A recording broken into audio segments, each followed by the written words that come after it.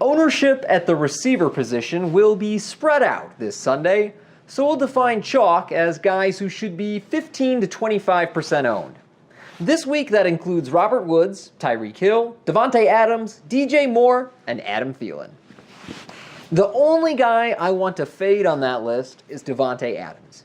I'm a little worried about Adams' matchup with stud corner Patrick Peterson, and a lot worried about the Packers going up early and relying on the run game. A glance at his game log reveals that Adams' best games were in shootouts and losses, so I'm not interested in taking him against a Cardinals team projected to put up 15 points. I'm a little perplexed by Robert Woods' projected popularity. He's not especially cheap, and he's more of a safe floor than high ceiling option. He only has 3 games above 100 yards this season and none above 110. I'm not saying fade Robert Woods, but being underweight sounds pretty good. I'll also be underweight on Tyreek Hill, especially on DraftKings where he's the highest priced receiver. Of course, Tyreek could blow up, and maybe losing Kareem Hunt directs a little more offense his way, but much like Davante Adams, Hill's best games have come in losses and shootouts, and I just don't see the awful Raiders keeping pace for more than a half. My favorite chalk option is Adam Thielen, who should be relied upon as the Vikings try to keep pace with the Patriots. Thielen's price remains well below his season average on both sites, and with Stefon Diggs drawing the coverage of Stephon Gilmore, I think Thielen could see even more usage than usual. We'll define pivot receivers as guys with about 10 to 15% projected ownership, and this week my favorite pivots are Chris Godwin, Emmanuel Sanders, and Kenny Golladay.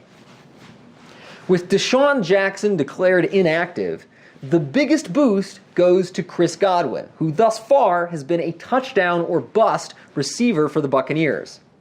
The Panthers secondary has been atrocious and just allowed Russell Wilson his best game of the season. Plus, Godwin is very cheap after weeks of poor box scores. Following the trade of Demaryius Thomas, receiver Emmanuel Sanders has become the dominant option in the Broncos passing game. Sanders has 27 targets over his last 3 games, and now faces a Bengals defense that mostly stood around and watched as Baker Mayfield threw 4 touchdowns in the first half. Sanders got a small price bump after his strong game against the Steelers last week, but not enough to keep me away. It's possible that Lions receiver Kenny Golladay ends up as more chalk than pivot, as he's averaging double-digit targets a game with the trade of Golden Tate and injury to Marvin Williams. He's a little underpriced for his role and talent, and everyone expects the Lions to be throwing for 4 quarters here. The Rams have allowed big numbers to opposing number 1 receivers, and Golladay is essentially the number 1 option in the whole Lions offense. With 13 games, there's tons of contrarian receiver options, but the 3 I like best are Corey Davis, Courtland Sutton, and T.Y. Hilton. Passing volume is always an issue for Corey Davis, and while receivers generally do better in shootouts and losses, Davis's most targeted games this season were in Titan wins. It's also helpful that Davis lines up all over the formation, and is the only Titans receiver getting a meaningful amount of targets. He was even the team's leading rusher last week, so while there's the risk that the Titans control the game and don't really need Davis, I think there's still plenty of upside here. For all the hype Emmanuel Sanders is attracting this week, I'm surprised there's been no trickle-down for Courtland Sutton. The Bengals secondary is a mess, and Sutton is averaging a ridiculous 20 yards per reception.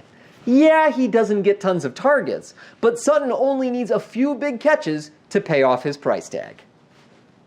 I'm not sure how contrarian T.Y. Hilton will be, but many DFS players still see the Jaguars' defense as a tough matchup for opposing receivers. Hilton has been a target monster for the last 2 weeks, and might even absorb a few that would have gone to now injured tight end Jack Doyle. Despite posting back-to-back 100-yard games, Hilton's price is actually down this week. Plus, he's a great way to get exposure to an Indy offense projected to put up nearly 26 points.